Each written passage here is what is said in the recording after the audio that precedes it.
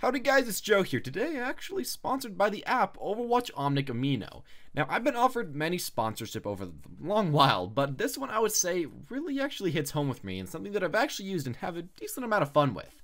Essentially it's an app about Overwatch where you can chat with other fans, take quizzes, make wikis, and my favorite, roleplay, which I always think is really funny and a blast as long as you just don't take that way too seriously. Now, I've got an account myself that you can follow down below, and right now there's actually a giveaway going on called #LootForLoot that you can check out down in the link in the description below for a chance to win some free loot boxes for sharing the best story about loot boxes that you've received in the past.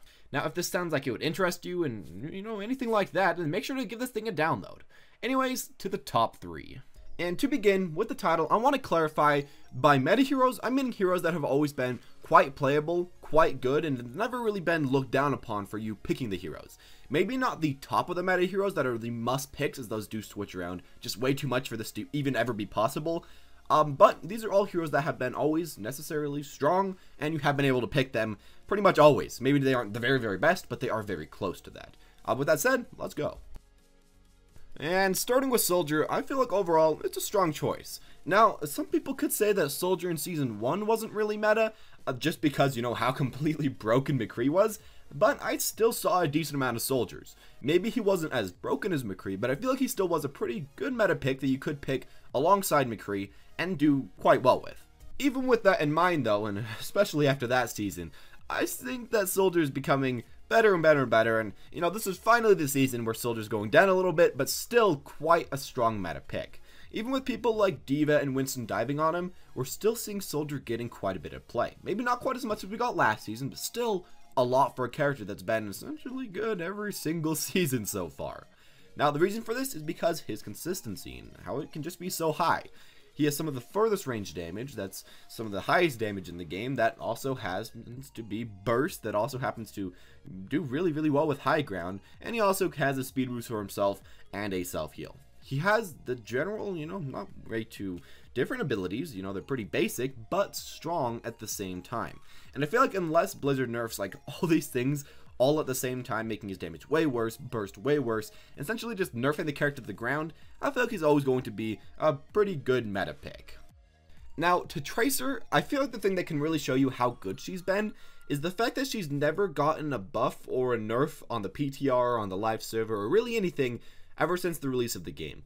Even again, when McCree was super overpowered, she still could find her place in the meta, and you could do some weird kind of dive-ish comps with her, and do halfway decent. McCree was pretty much the god at that point, but after that, we've been seeing again do really well. Season 2, she did pretty well. Season 3, of course, the World of Tanks, while it was a little bit harder for her, you could pick off the supports that really nobody else could quite easily do. And of course, in Season 4 and Season 5, dive comp, the rest is history. You can just maul through everybody with this character. I think, again, similarly to Soldier and with everybody else here, the thing that makes her so good is, again, that consistency. Unlike Genji, she doesn't need to have to get a kill to get out safely. And unlike Reaper, she doesn't have to make a lot of sound to get into the back line. And I guess, unlike Sombra, she can burst through people a little bit faster. While Sombra can kind of do that, Tracer really is the god at doing that. As well with this, unlike Reaper, Tracer has a little bit more range, can actually outrange some of the closer range characters in the game, does a lot of damage, one of the highest DPS in the game, and again is one of the safest characters in the entire game, being able to blink out of the way of essentially anything that's coming in your way if you can time it well enough. Now, she's always been one of the hardest characters in the game, one character that you must put a lot of time into to actually win as and to carry as and to get great as. But if you do put that time into her, I think that she's going to be a character that stays meta, until the end of time, or until McCree becomes even more busted than he was before. Finally, to Lucio, we've just seen this guy every single season. One of the strongest picks every single season. He gets reworked, and he's still one of the strongest picks in that season. He's still currently one of the strongest picks to pick in our current season.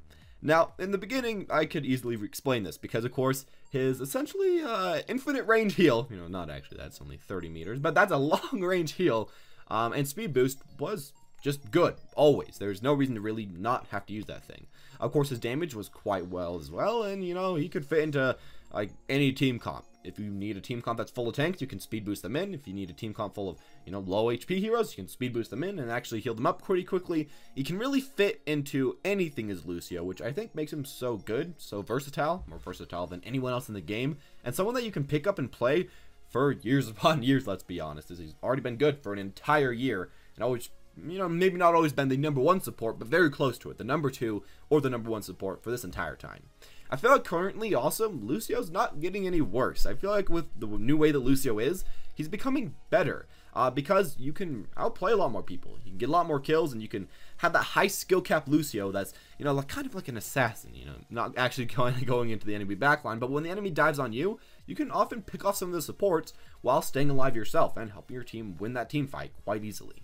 I think that it's something that people are going to have to get used to, something that people are going to have to learn to play with and play around a bit more, but as far as Lucio's power, I don't see it going anywhere. It's been strong for a while, and it's probably just going to keep being strong for a long while. And that's all I'm going to say, at least in my own personal opinion. Now, if you have some other characters that you feel like, have actually always been meta that I didn't talk about, then make sure to leave them down in the comment section down below. I don't really want to miss anybody if I don't have to miss them. Overall, I feel like these characters, again, have been good and will continue to be good. And if you want to pick up a main, these are probably some of the best picks for you to do, as they've been consistently putting out a lot of damage, out a lot of wins, and at a pretty high win rate with a large player base for a long time. So, there you go with that. Anyways, as always, guys, thank you all for watching. Hope you enjoyed. If you did enjoy, make sure to leave a like, subscribe, and as always, have a wonderful day.